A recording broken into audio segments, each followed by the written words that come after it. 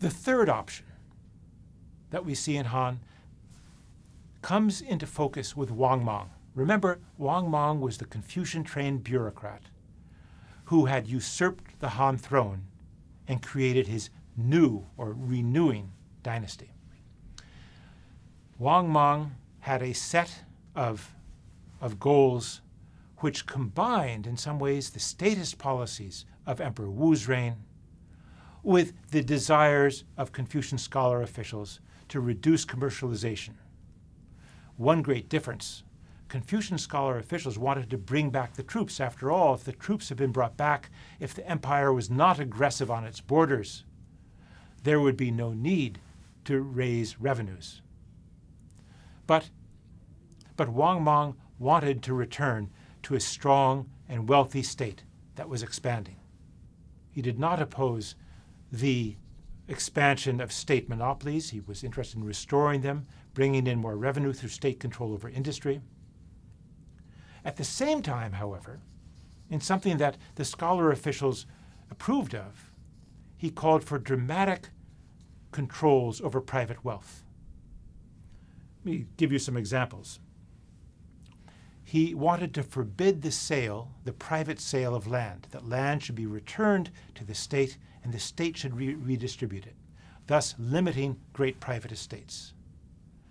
He forbid the trade in human beings. People were not to be allowed to buy and sell humans, to buy and sell slaves. He called for forbidding private lending, that people were no longer to be allowed to lend money at interest.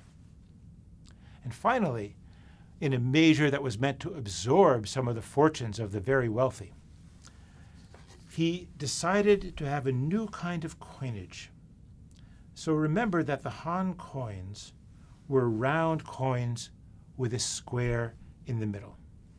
Wang Mang's coins are these sort of like square in the middle, round at the top, but sort of like knives going down. So overnight, the new coins were promulgated and people lost their hoards of private wealth. Wang Mang's policies were aborted by a rebellion against Wang Mang.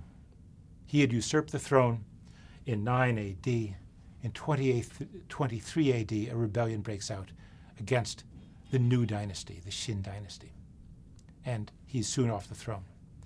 But what's interesting about that is that this policy, the policies of Wang Mang, were actually far more statist, far more state-oriented than the policies of Emperor Wu's reign. Emperor Wu's reign went along with increasing private wealth, building great estates, amassing great fortunes.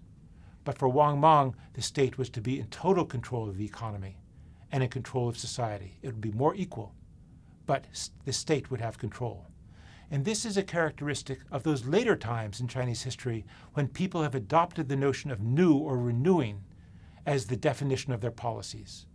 In the 1070s under Wang Anshi, in the 1950s in the policies of Xin Zhongguo, New China under Mao Zedong, both took the same tack.